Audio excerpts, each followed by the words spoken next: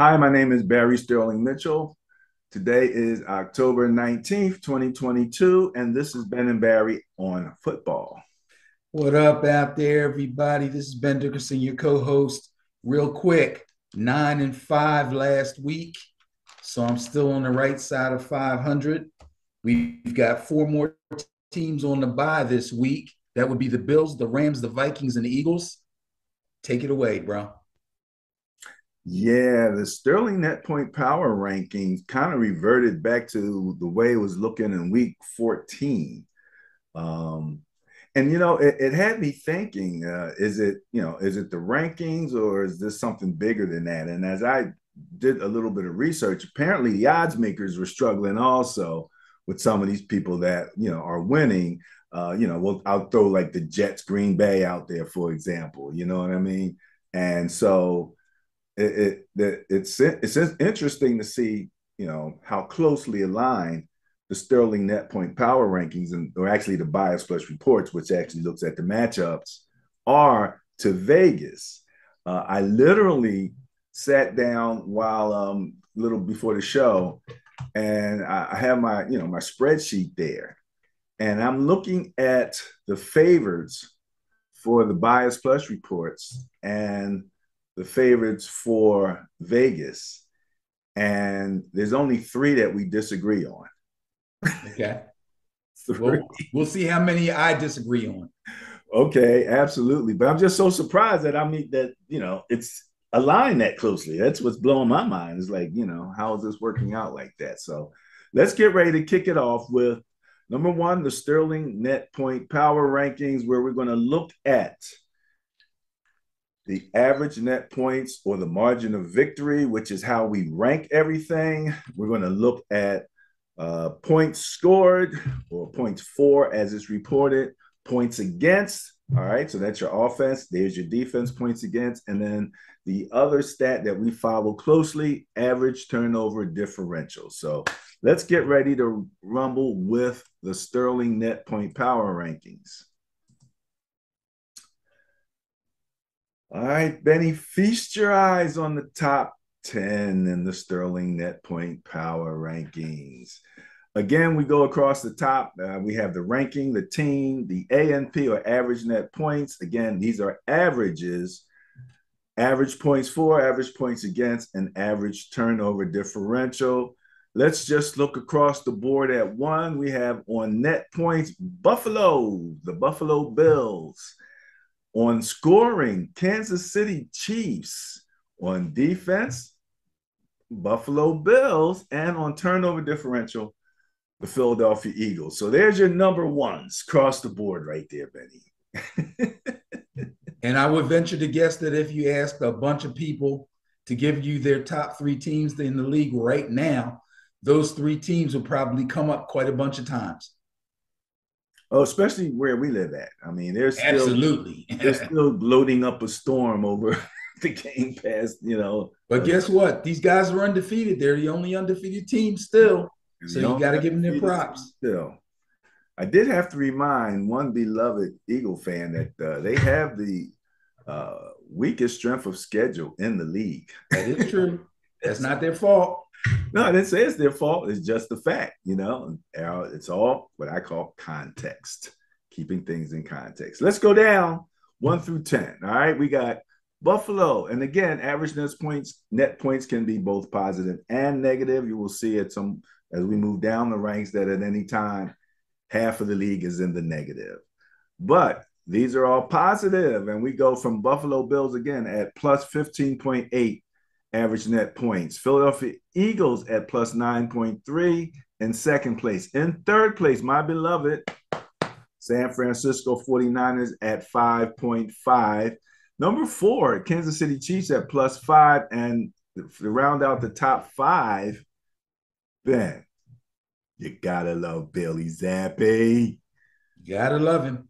Plus 4.7 to round up in the top 5 net points for the Patriots. From 6 through 10, we have Jacksonville, the Jaguars, the Bengals, the Vikings, Tampa Bay, and Baltimore, ranging from 4, 3.8, 3.5, 3, and 2.8, respectively. There you go. So we have a range of 15.8 down to 2.8. That's a 13 average net point spread there, which is kind of strong for all in the top 10. You know what I'm saying? That's pretty strong for top 10. I can't argue with that. I would have to say that. Obviously, the Buffalo Bills are showing their dominance, being the only team to have to be in double digits. 15.8 points difference per game is pretty strong. Yeah, especially considering some of the competition that they've played. You know what I'm saying? So, all right, the scoring, the teams that are putting up the points. Kansas City in first place at 29.8. Buffalo in second place at 29.3. How close is that, right? 0.5 separation in scoring. Detroit Lions have had no trouble scoring this year. They do have problem winning, however. Philadelphia Eagles at 26.8, getting their points up a little bit there. They were down in the 20s. They got their points up a little bit against the Cowboys. Baltimore Ravens 26.3 in fifth place. That rounds out your top five in scoring. From there, we go to the Vegas Raiders at 25 for sixth place. And then we have, respectively, 7th through 10th, Cleveland, Atlanta, Seattle, and the Jets. 24.7, 24.3 for Atlanta and Seattle, and then 23.8 for the Jets. So these are the teams. They're all, just one under 24 points a game. My magic number is always 28, but hey, that's not bad. That's not bad. So that's on the offensive side. Anything?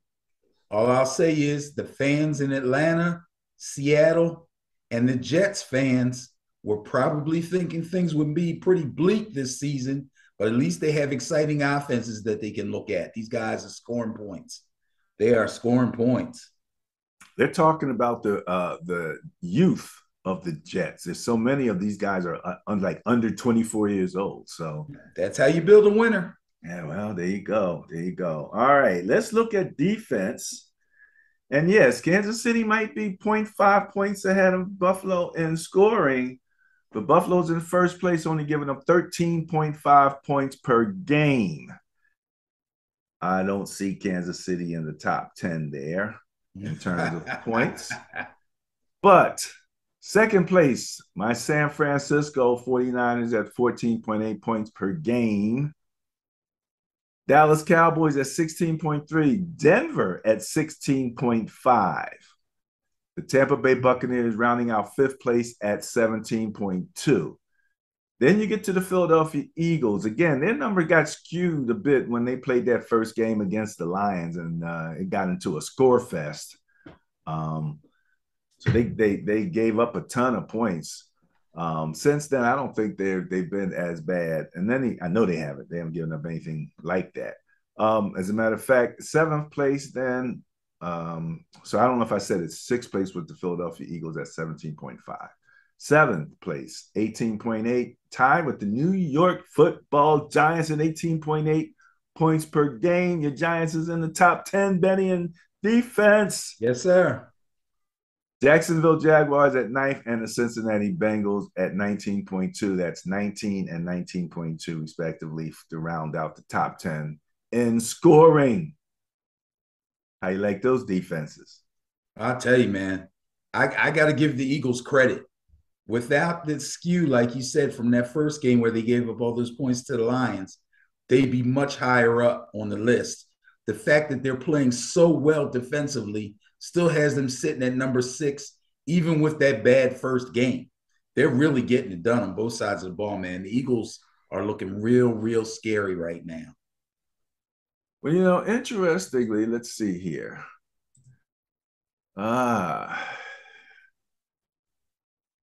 Well, in the last 3 games, they've given up an average of 18.3 points per game.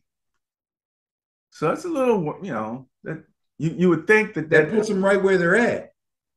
Yeah, but I guess what I'm saying is, as I'm looking at even in the last 3 games, New England, 14 points per game. Buffalo, 14.3. You know, so it's you might if you're giving up 18, this the challenge is coming. The challenge is coming. But in any event, that's your top 10 in defense. And lastly, turnover differential. There's Philly in first place. They got three out of Cooper Rush, who had not thrown any. Got a tie for second and third at 0.7. Houston is in fourth place in turnover differential at plus 0.6. And again, turnover differential, like net points, can go positive and negative. Your next two, which is fifth and sixth place, is Tampa Bay and Buffalo at 0.5. Your next three at seventh through ninth place, actually seventh through 10th place. Your next four is all 0.3. That's Dallas, Atlanta, Arizona, and the Chargers. So there's your top 10, Benny, across the board. Ready to move on? Sure. Here's 11 through 20. There you go, net points. Jets, Giants, Dallas, Atlanta, Vegas, Denver, Chargers, Cleveland, Houston, and Green Bay. Now, from the Jets down to Atlanta, you got 2.5, 2.32, and 1.7. That's in the plus for average net points. So that's their average margin of victory. That means that they, when you put all the points together, what they did, what they gave up, what they, scored and what they gave up, that's the small differential. Now from 15 down to 20, you're in the negative with Vegas, Denver, the Chargers, Cleveland, Houston, and probably the surprise there, Green Bay at 20th. That's minus 1, 1.3, 1.8, 2.5, 2.6, and Green Bay at minus 2.7 net points there. Whew, that's pretty tough.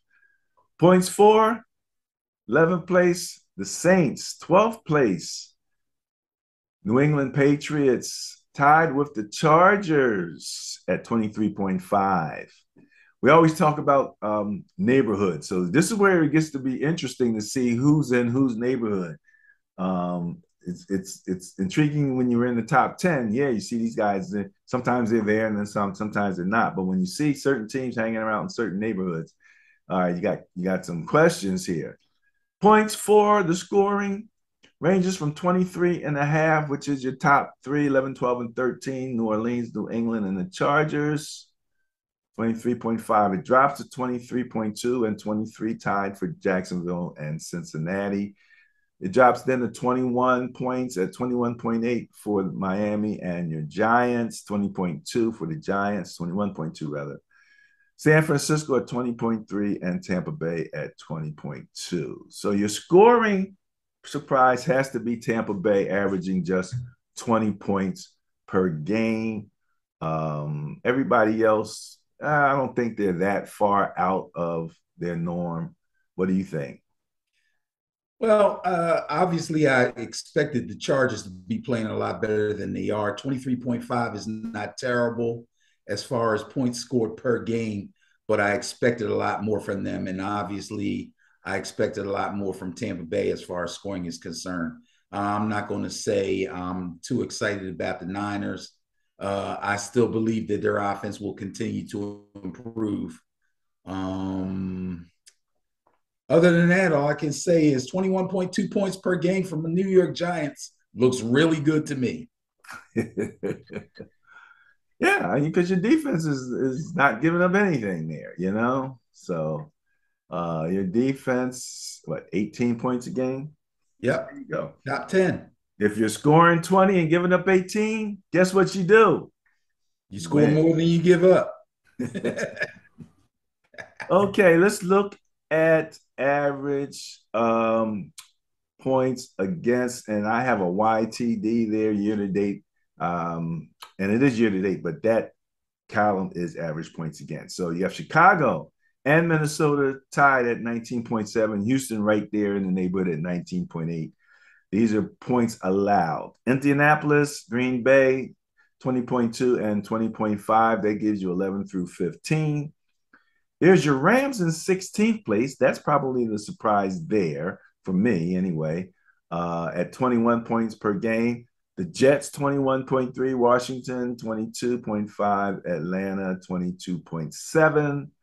And Baltimore, 23.5 points per game. That's another bit of a surprise, but they're talking about the Baltimore secondary. Turnover differential, there's your Giants, tied with Seattle, 11th and 12th. Pittsburgh, Tennessee, the Jets, and New England all tied at 0.2 for 13 through 16. Jacksonville, Denver, and Cincinnati breaking even at 0 for 17 through 19. And Kansas City at minus 0.2 turnover differential. That last interception that Mahomes threw figures into that, definitely. So that's your top 20, Benny. Okay. Don't want to get too carried away. I know people know I'm a Giants fan. I'm not bragging, but let's face it. Who would believe it? Top 10 in defense, just outside the top 10 in turnover differential, top 20 in scoring, and they've earned every bit of it. 5-1, baby. Let's go. All right. Spoken like a true fan there. Yep, that's about all the fandom you get out of me tonight. Well, maybe. I don't know. Yeah. We'll see. We shall see. Okay. 21 through 32. So this is that bottom group. You've got New Orleans, Seattle, Indianapolis, the Rams, Miami, Chicago, Tennessee, Arizona, Washington, Detroit, Carolina, and in 32nd place, that's Pittsburgh, and that's ranging from minus 2.8 net points down to minus 8.2. And for Pittsburgh, that includes their win, but it also includes that big loss they had last week where they gave up a ton of points. Points for, we've got Tennessee at 19.2, Arizona at 19, Dallas at 18.3. And that 18.3 is as positive as it is because of Cooper Rush. Now, I know he lost the one game and didn't lose it that much, but Dak lost the first game, and that was a pretty substantial loss, like 20 points or something like that. Green Bay, 17.8 points per game. That's what the Packers are putting up right now. And they're right there with the Rams at 17.3. The Houston Texans, 17.2, tied with the Carolina Panthers and the Indianapolis Colts at 17.2. The Commanders at 17 points per game. These are points for again. And Pittsburgh, 16.2, Chicago, 15.8. And Denver with the high price Russell Wilson, let's ride, is in last place in scoring. It's amazing. It's amazing. All right. Team APA average points against. We got Tennessee, Arizona, Pittsburgh, Carolina, and Kansas City at 25. So that ranges from 23.6 to 24.8 points that they're giving up per game. Now, here's where your Chargers could be having a problem, Benny. At 26, they're giving up 25.3 points per game, just a tad above Miami at 25.8. The Raiders giving up 26, New Orleans 26.3, Cleveland and Seattle 27.8, and Detroit in last place at 34 points per game is what's I'm sorry, did I say Detroit? Yes, Detroit. The Detroit Lions are giving up 34 points on average. This is on average. That is a bananas. Turnover differential, you've got Chicago, the Niners, Carolina, Vegas, Detroit, Cleveland, Green Bay, Washington, Miami, the Rams, Indianapolis, and New Orleans, filling out your 21st through 32nd place. Everybody's around 0.3, 0.4, 0.5. Green Bay's at 0.7, Washington and Miami and the Rams, excuse me, and Indianapolis at 0.8, and New Orleans 1.2 minus. And these are all minus numbers in terms of turnover differential. At last place at minus 1.2. So there's your full 32 team Sterling Pro Football net point power rankings covering average net points, points for, points against, and average turnover differential.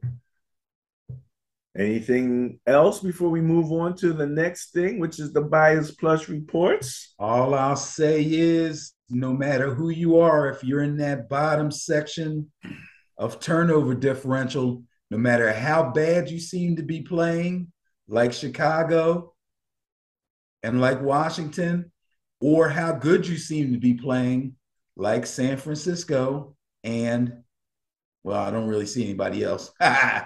It's going to be hard to win games. You're going to always have that little shadow over you if you give the ball away more than you take it away. Well, That's I will say always going to this be a much. problem. That 21 through, we'll say 26. That's a decimal of a turnover differential. So these are all teams that can, I think, with a small improvement, get into the positive. Like Cleveland, they're, 0.5. They're, one half of a turnover on the minus side. So that can be the difference in a close game, no doubt about it. Right. But they can correct that, I think. Now, some of these teams might be just lucky. We shall see. Okie doke.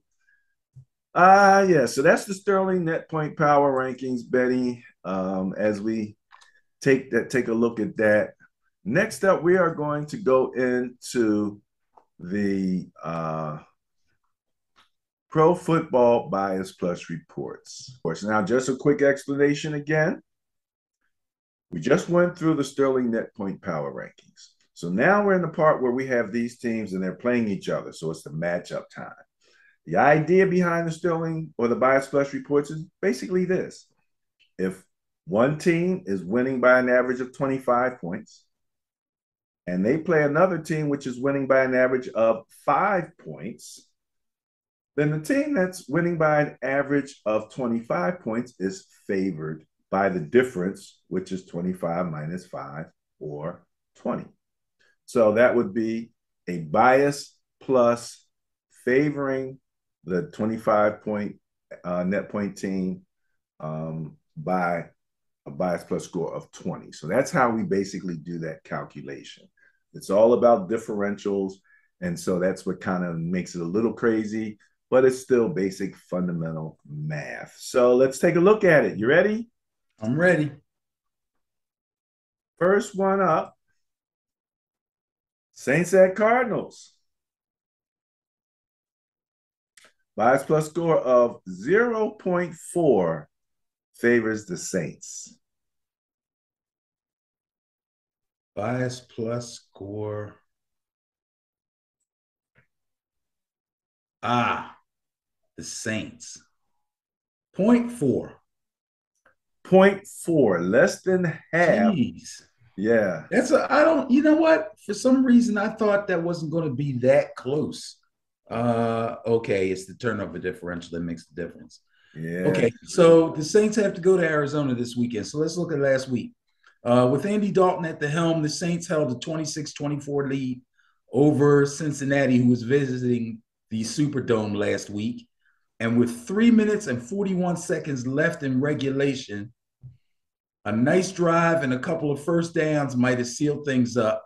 But instead, the Saints went 3 and out, punted, got scored on, and then went 3 and out again to lose a perfectly winnable game.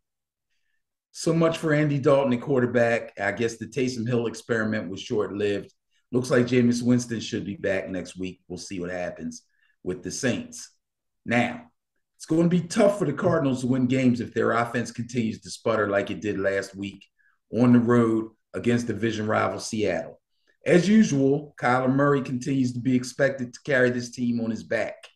He led the team in rushing with 100 yards on 10 carries, and he got sacked 6 times. He didn't throw a touchdown pass.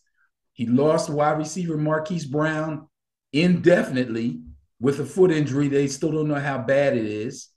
And at this point, I have no idea who their starting running back is going to be this weekend coming up. Looks like everybody's hurt. Connor's down. Eno Benjamin's down. Everybody's down. I have no idea who the starting running back is going to be. Now, it has to be Corey Clement. Well, you know what?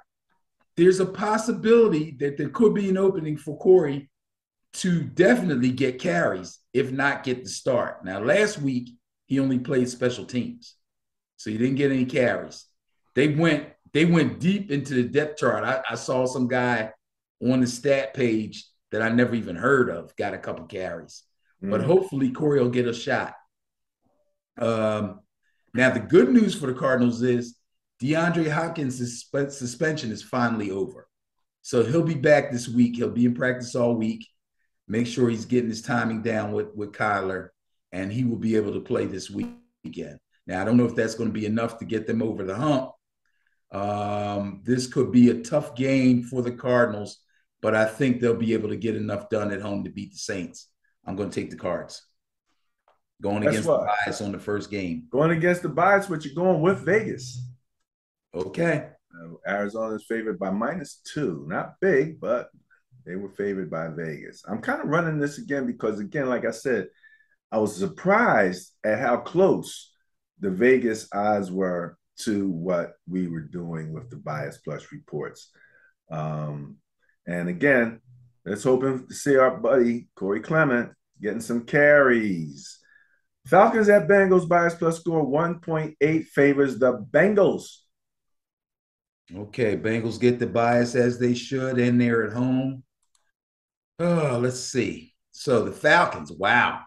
With the 49ers' #1 defense coming to town last week, the Falcons knew they would have to get back to basics and start doing what they do best. That's exactly what they did. Marcus Mariota led the charge.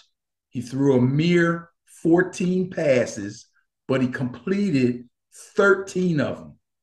2 of them went for touchdowns. Super efficient. The other thing they do really well is run the ball, and they were efficient at that also. Mariota carried the ball 6 times for 50 yards. Tyler Algier carried the ball 15 times for 51 yards. Caleb Hunter, 16 times for 59 yards. Everybody got into the act.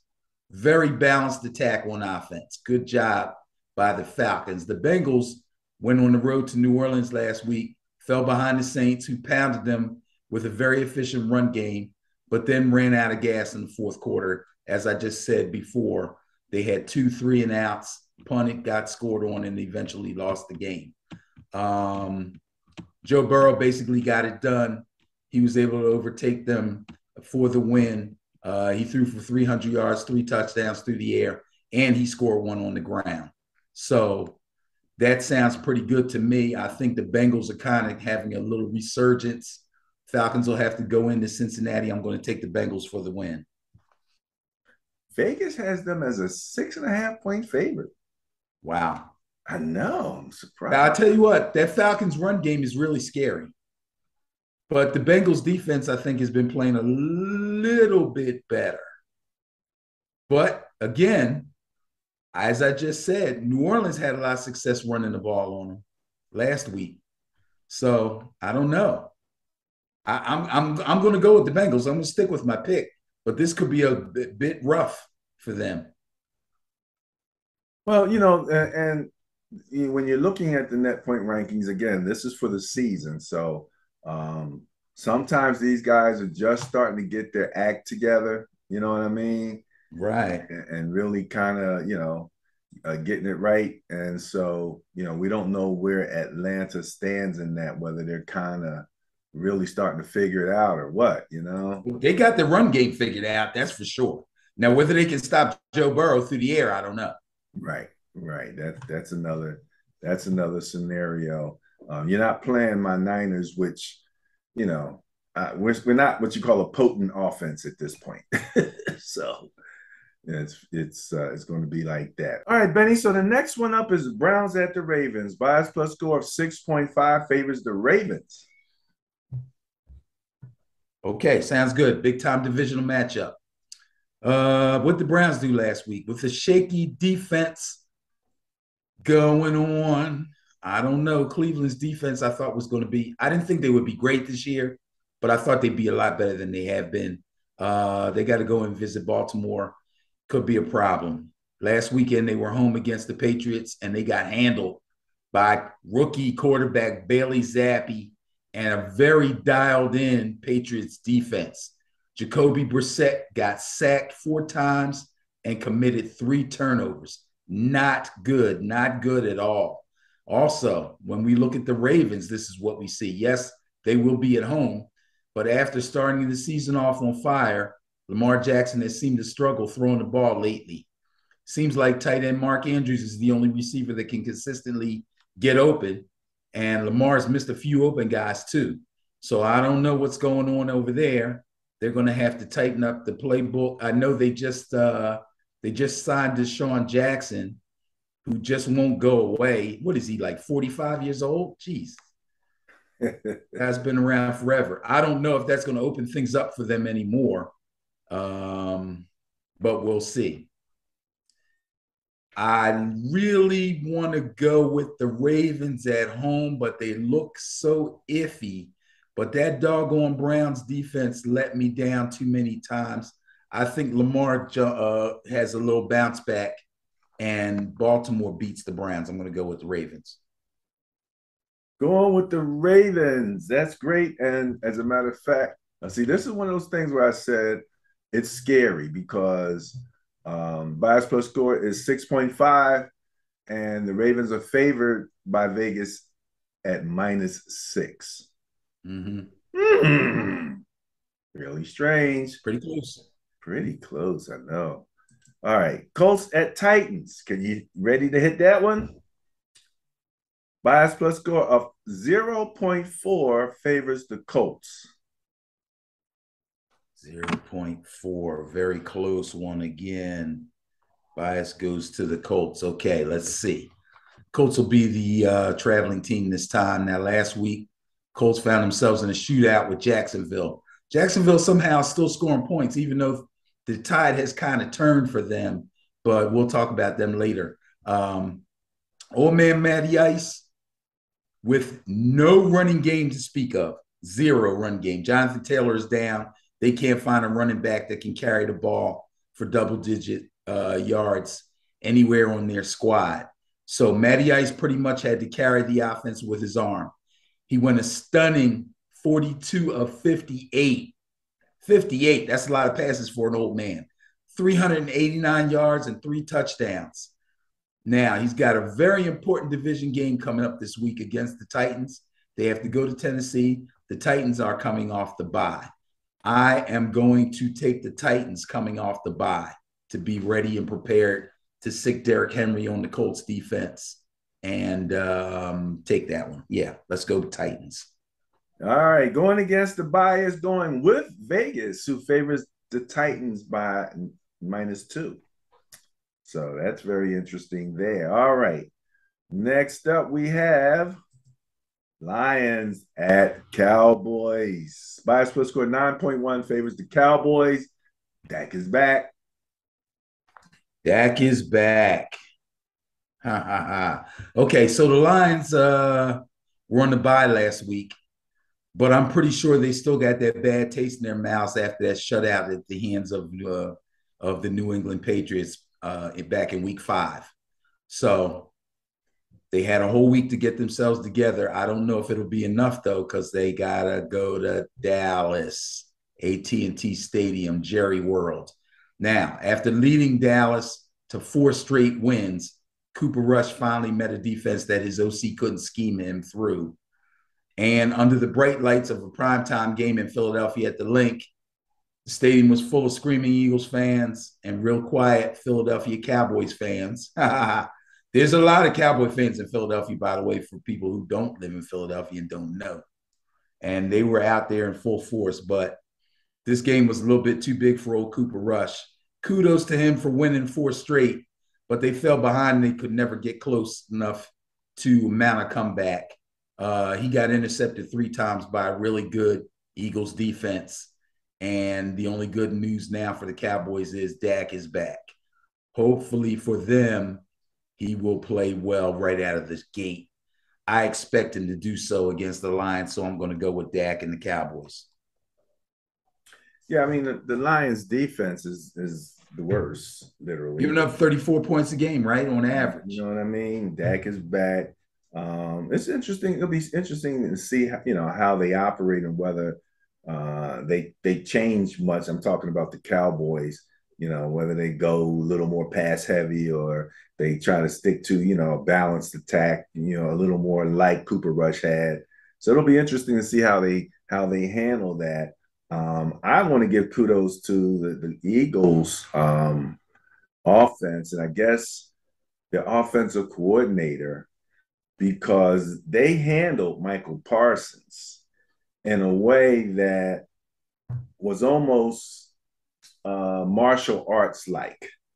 Because when you start to run that option and you put him in a situation where he's not even being blocked and he doesn't know what to do, he doesn't know who to go get because he's got Hurts coming at him and he's got receivers popping out on that side and nobody's even blocking him.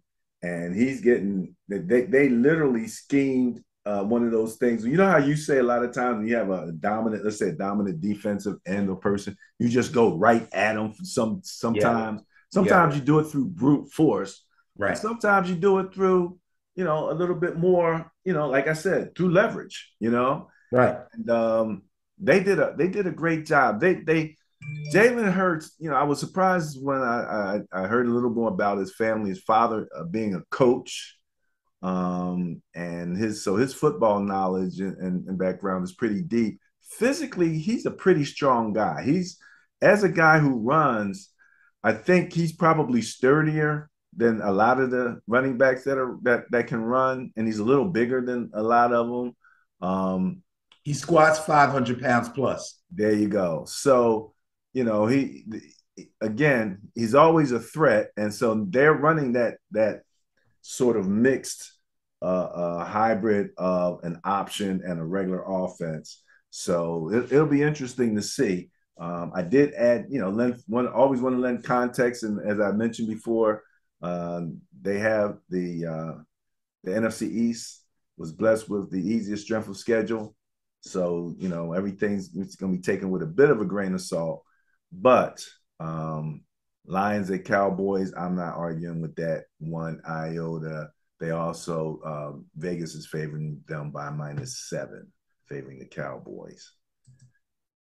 Packers at the Commanders. Again, Benny, say it with me. The Commanders. No, I refuse. Bias plus score 2.9 favors the Green Bay Packers.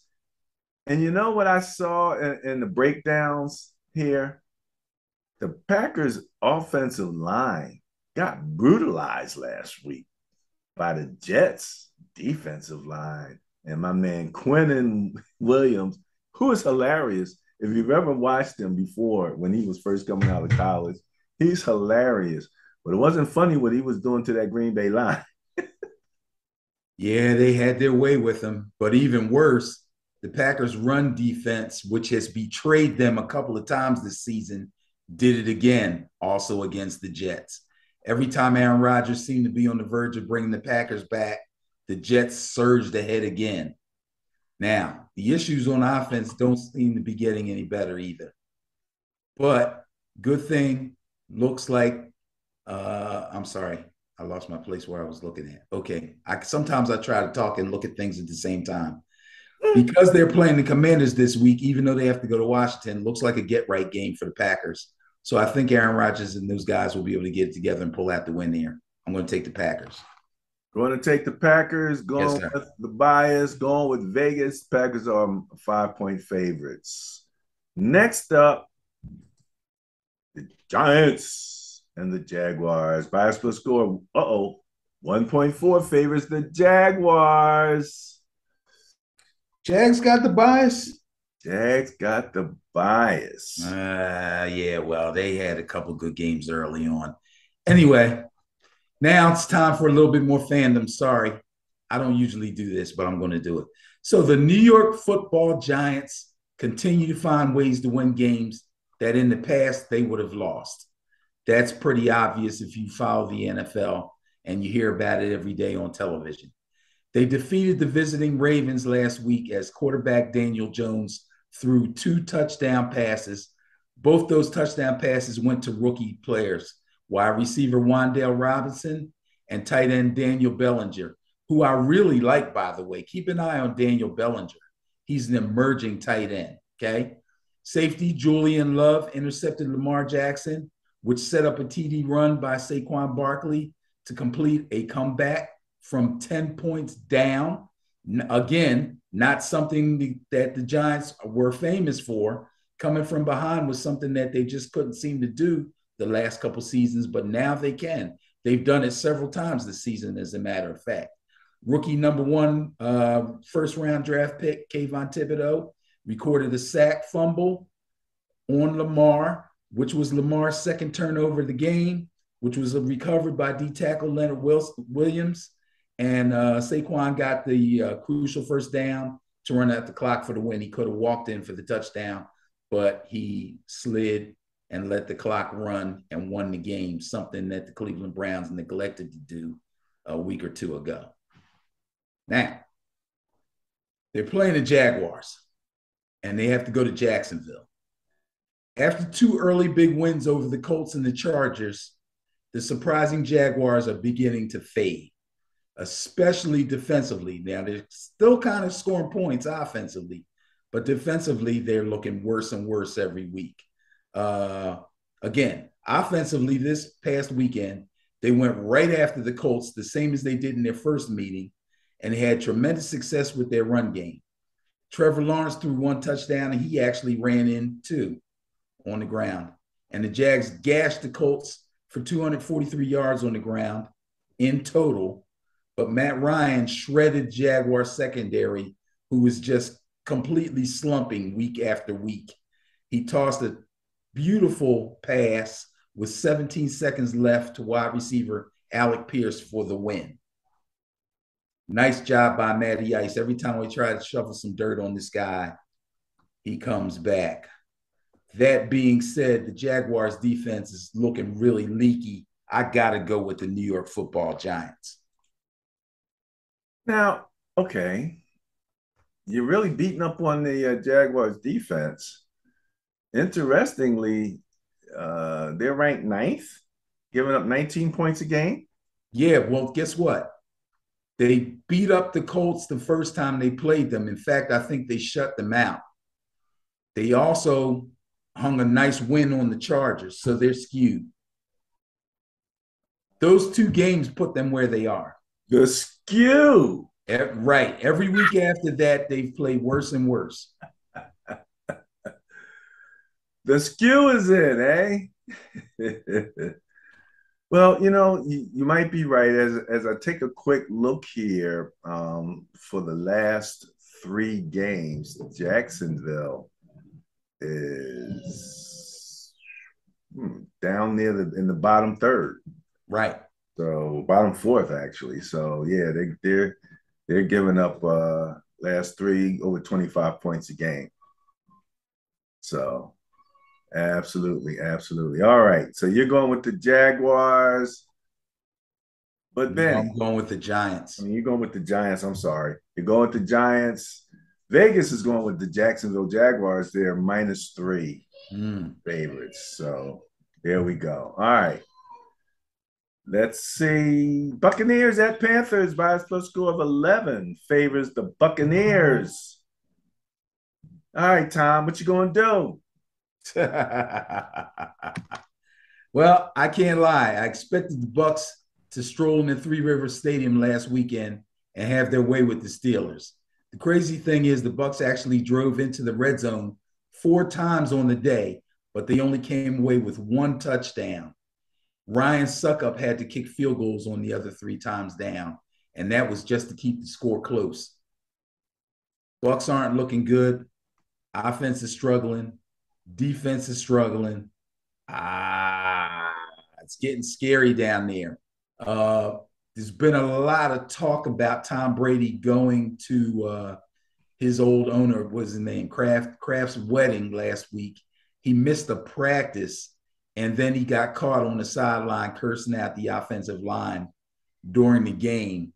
So people are starting to wonder if perhaps this is the end of the line for Brady. Doesn't seem like he really loves the game like he used to. That's the word on the street anyway, but that still remains to be seen. The Panthers only have one viable player on their offense. That's sad to say. That one player is Christian McCaffrey. Personally, I hope they find a trade partner and get him out of Carolina before he gets injured again. He can really help a team coming down the stretch, especially a team that needs a good running back, maybe to carry them to and through the playoffs.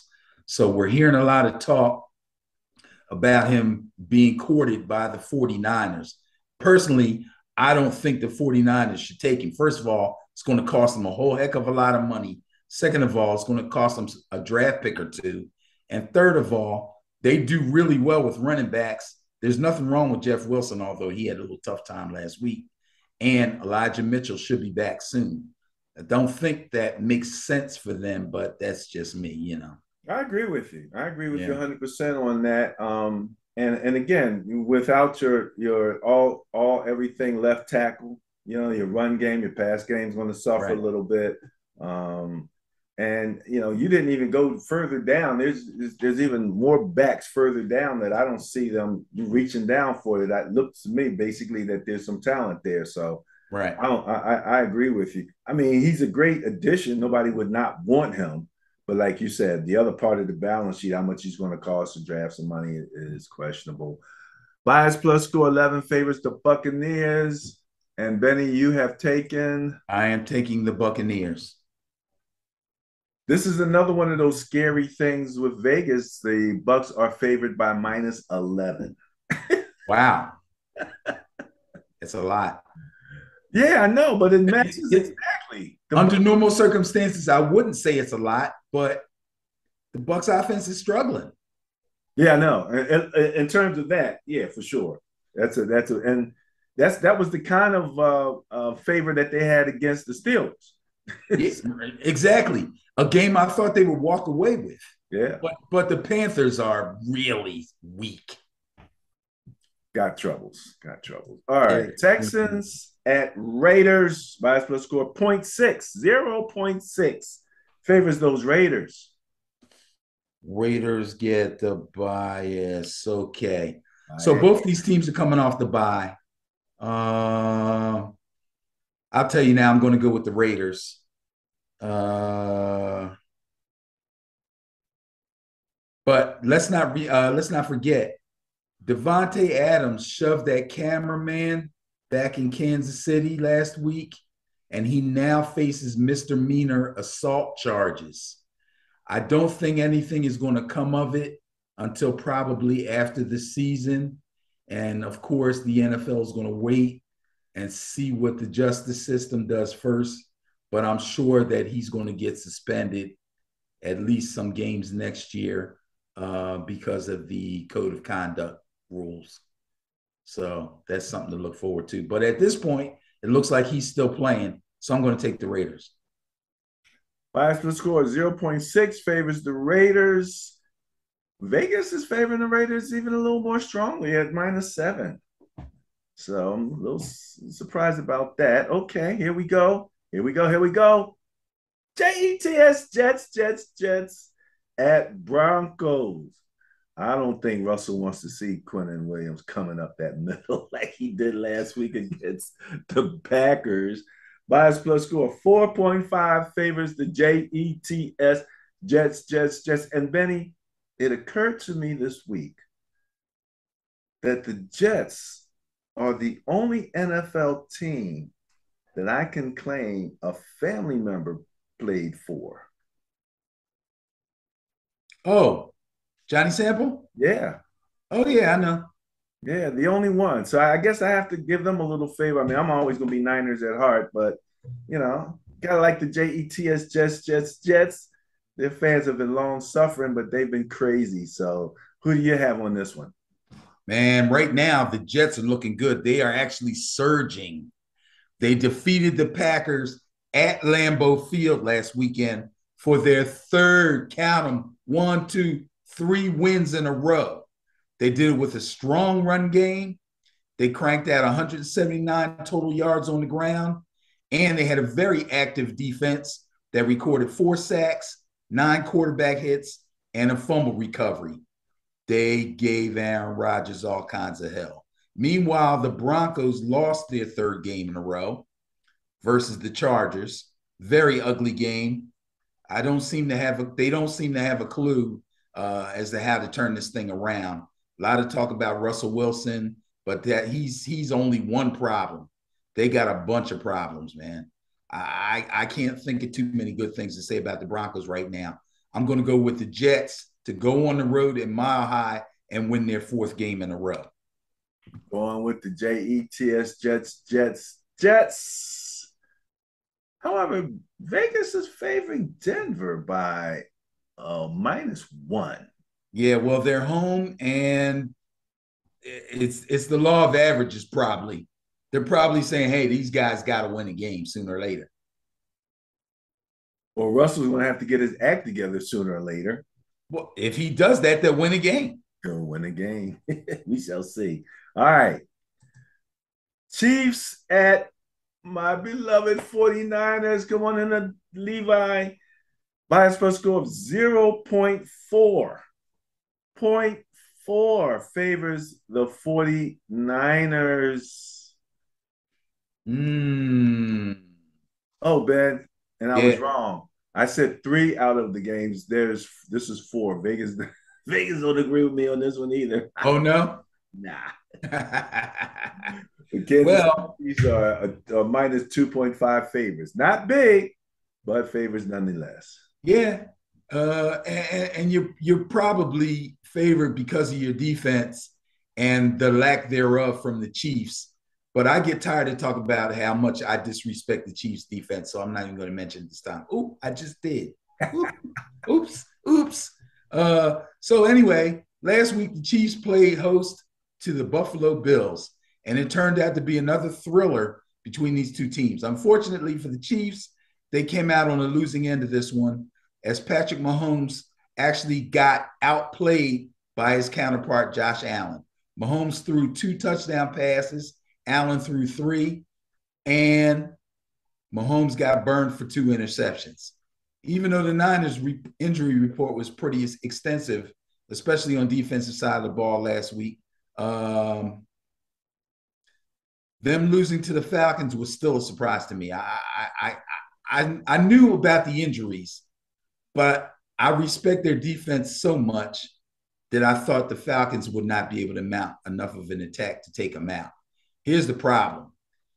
Even though they struggled to control Atlanta's run game, they had plenty of opportunities to help themselves, and instead, they uncharacteristically shot themselves in the foot. Garoppolo threw 2 interceptions. Jeff Wilson lost a fumble, and a couple of receivers dropped some deep balls that hit them square in their hands. That cannot happen. It's funny. You watch the talking heads on television. They were just praising Garoppolo. Oh, my God, it's so good he stayed. Oh, the team loves him. Oh, it's such a good thing for the Niners that he was still there when Trey Lance got hurt. Oh, he's this, he's that. He knows the system. He's going to get better. Yeah, I'm still saying all that. Today, they're ripping Garoppolo to shreds. He can't get it done. He's not that good. You can't afford to drop passes because his accuracy isn't that good. These guys are crazy, man. It's nuts listening to this stuff on television. It's the things they say one day make it seem like they never said what they said the other day. It's insane. Anyway, Chiefs are coming to town, buddy. I don't know. You know I love your Niners. But Chiefs just took one on the chin from Buffalo last week. I got to go with them. Even with that defense that you dislike, eh? Yeah, even with that defense that I dislike. Oh, man, you know something, reality-wise, you have to say they would be favored, especially, depending on where we stand.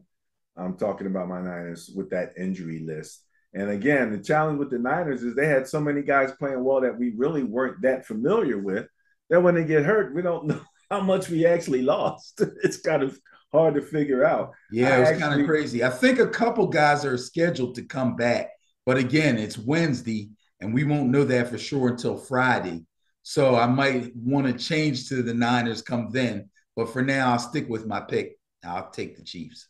Yeah, and like I said, I already mentioned that Vegas is going with the Chiefs also. I was just trying to take a quick look because dealing with all of our Eagle fans, and when the subject of my Niners came up, the one guy was like, I said, we had a lot of injuries. He's like, oh, they're all professionals. I'm Yeah, I like, saw that, man. You know what? It's funny. When it's your team, it's like, oh man, oh, team is hurt.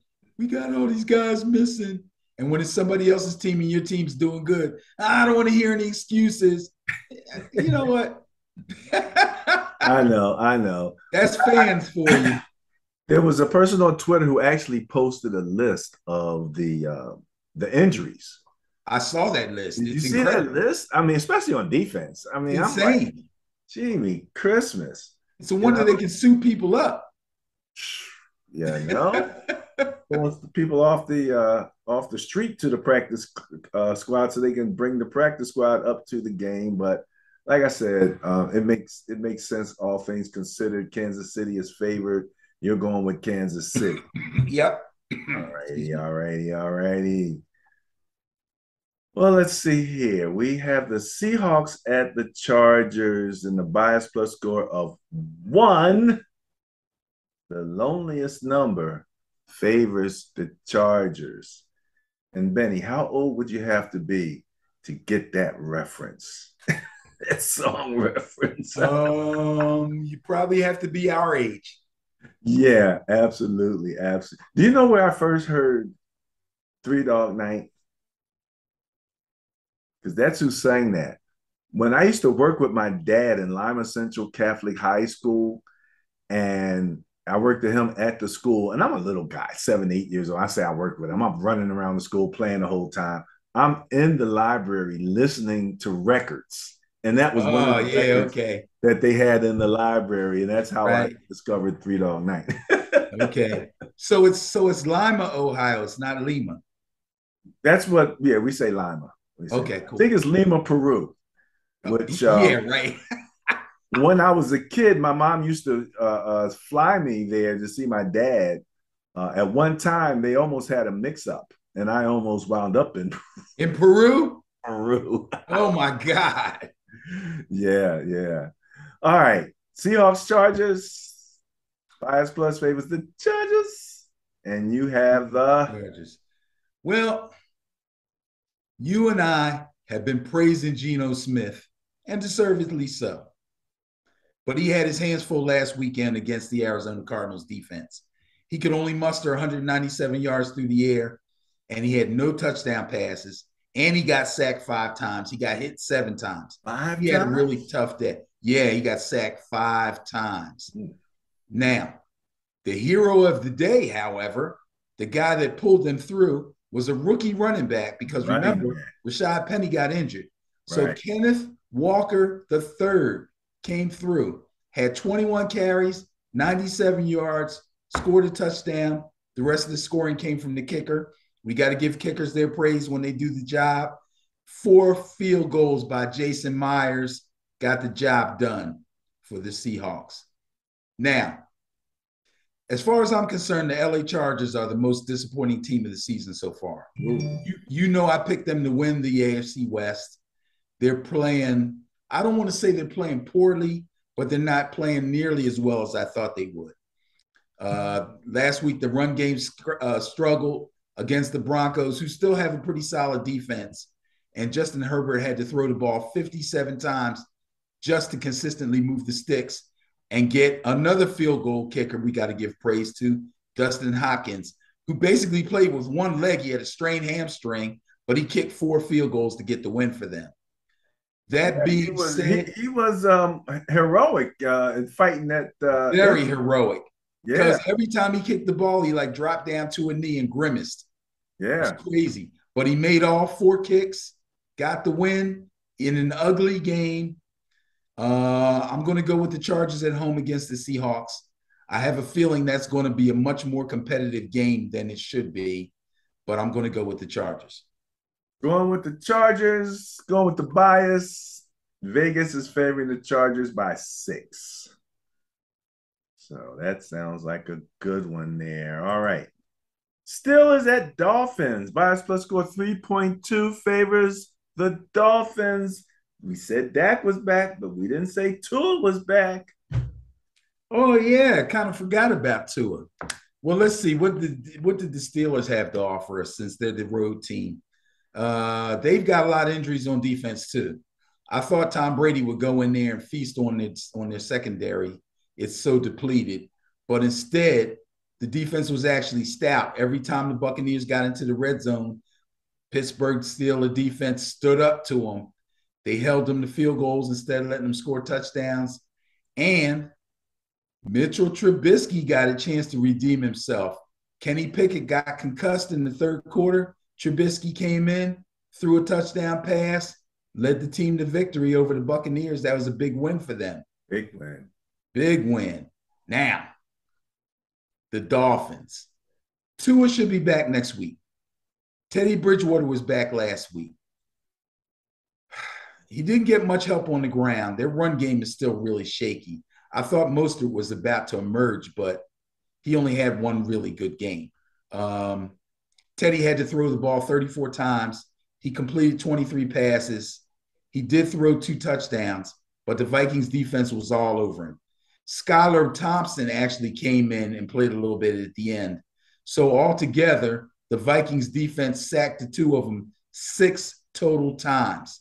They put up 13 quarterback hits, most of them on Teddy, and they intercepted Teddy twice.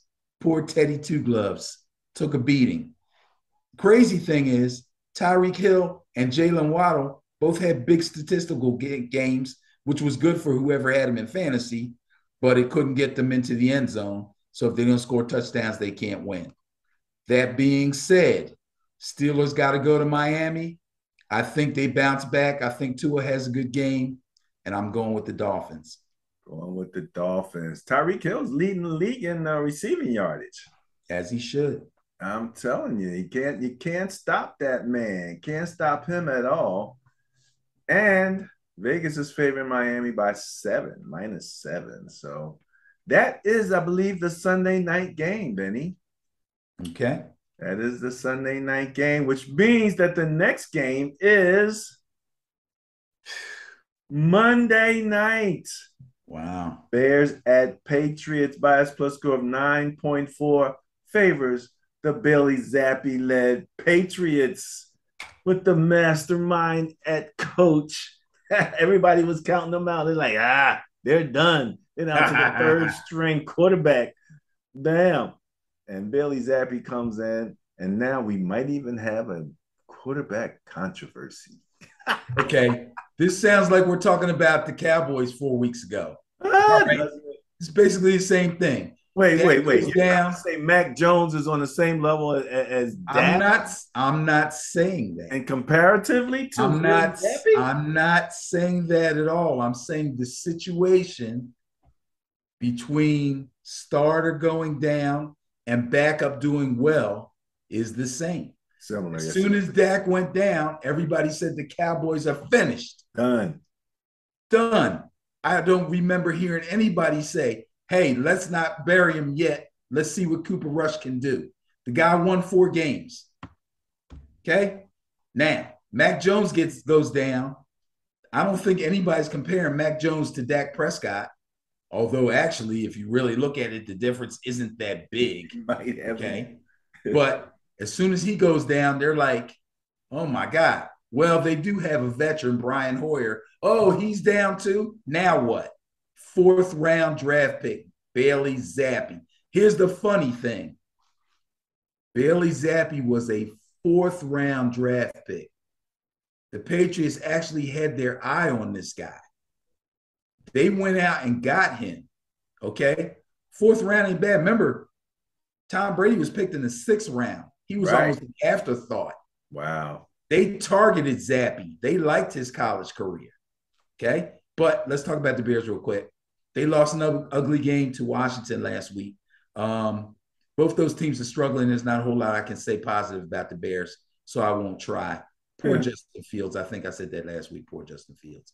The Patriots, on the other hand, put on a hell of a performance in Cleveland last week. Rookie quarterback Bailey Zappi looked good again, throwing for 309 yards and 2 touchdowns. He got help from a solid run game. Damian Harris is down. Ramondre Stevenson took over. He looked good. The defense was suffocating. Now, listen to these stats, okay? Poor Jacoby Brissett got sacked 4 times, hit 9 times, and intercepted twice. And Nick Chubb came into the game as the leading rusher in the league, and they basically shut Nick Chubb down. Take the Patriots, please. Take the Patriots. Vegas is favoring the Patriots at -8. Whew. Man, we put some work in there, buddy. Yeah. But we're not done yet. We have at least one more thing to cover. You talked about it earlier, the bye week teams, Detroit, Tennessee, Vegas, and Houston. Excuse me. So we don't have to spend any time on that. But we do have to congratulate the Atlanta Falcons. And you know I don't like doing this. Who beat my 49ers. They had an unfavorable bias plus score of 10.6. And they won by 14. For a bias plus buster score of 24.6. Congratulations to the Atlanta Falcons. Okay, that's not that. There you go. Yeah, they got it. They got it done, man. They bullied y'all on the ground, man. It was ugly. Yeah, well, again, you'd be surprised when people are missing, and you're like, well, these other guys got to step up. But sometimes it takes them at least a game or two to get, That's why we talk about the second preseason. It takes these guys a game or two to kind of get themselves coordinated if they hadn't played it all, So it is what it is. But they played well. Mariota played well, so you got to give them credit for that. Yep. All right, that's all I got, Benny. Anything from you? Nope. Go Noles. Go Noles.